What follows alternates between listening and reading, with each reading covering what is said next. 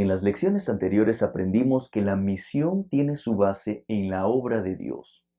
Esto significa que la misión de Dios es el ejemplo máximo para que los seres humanos puedan cumplir su misión. Pero, ¿cuál es la misión que le corresponde al ser humano? Si quieres conocer este tema, te invito a acompañarme en el repaso reflexivo de la lección de escuela sabática.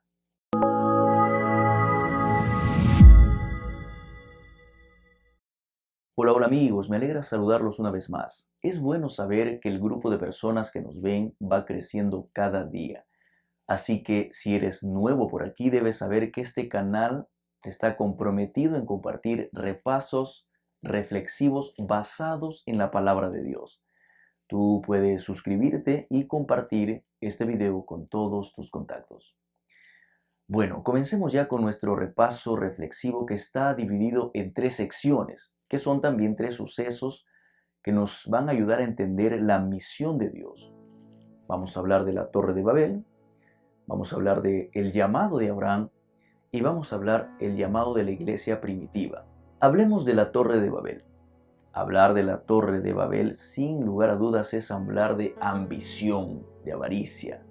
Porque cuando revisamos el texto de esta historia, vemos a un grupo de personas con una intención de hacerse una gran ciudad, de hacerse en esta ciudad una gran torre, y con esta torre hacerse muy famosos. Ahora, debemos entender que la ciudad, la torre y la fama en sí mismas no pueden y no son pecado, no lo son. El problema nunca fue la torre, nunca fue ni será la ciudad y nunca será la fama. El problema fue que ellos desobedecieron el llamado de Dios. Para entender mejor esta historia debemos recordar que estas personas eran los nietos y bisnietos de Noé, de la única familia que había sobrevivido al diluvio universal. Entonces, podemos decir, es natural que ellos sintieran miedo de experimentar nuevamente un diluvio universal. Bueno, esto sería cierto si Dios no les hubiera prometido que ya no castigaría a la tierra con una catástrofe similar. Entonces, el problema fue que ellos no confiaron en la palabra de Dios. Y el otro punto fue que el plan de Dios desde el Génesis fue que no se quedaran en un solo lugar, sino que poblaran toda la faz de la tierra. Nuevamente, el problema no es la ciudad, no es la torre, no es la fama. El problema es que dejando a un lado el consejo de Dios y las promesas de Dios, hicieron lo que ellos o a ellos mejor les pareció. Querido amigo, el problema no es tener más dinero. El problema no es convertirse en profesionales. El problema no está en querer una vida mejor. El problema está en que buscamos todas estas cosas antes que a Dios. Si Dios ordena, es mejor que el ser humano se deje guiar por Él.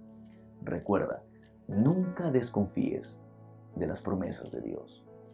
Hablemos ahora de Abraham y de su llamado. Lee conmigo lo que dice Génesis capítulo 12, versículo 5. Tomó pues Abraham a Sarai su mujer y a Lot, hijo de su hermano, y salieron a la tierra de Canaán, y a tierra de Canaán llegaron. Cuando uno lee este texto, pareciera que todo fue muy sencillo, muy rápido, muy ligero. Dios ordena, el ser humano cumple y la obra de Dios se termina. Pero no podemos engañarnos. Tienes que saber que la misión de Dios incluye dificultades. Por ejemplo, en la historia de Abraham, una de las primeras cosas que él enfrentó fue el hambre. Esa hambruna fue tan grande que tuvo que abandonar el lugar donde Dios le había dicho que se estableciera. Además de esto, durante su estadía en Egipto, Abraham demostró que era ser humano, que era débil, y ocultó que Sara era su esposa. Esto reveló desconfianza de parte de Abraham en el amparo divino. Pero a pesar de sus errores, Dios perdonó a Abraham y le dio una nueva oportunidad.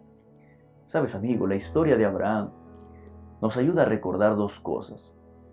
Primero, el camino de la misión es un camino de pruebas.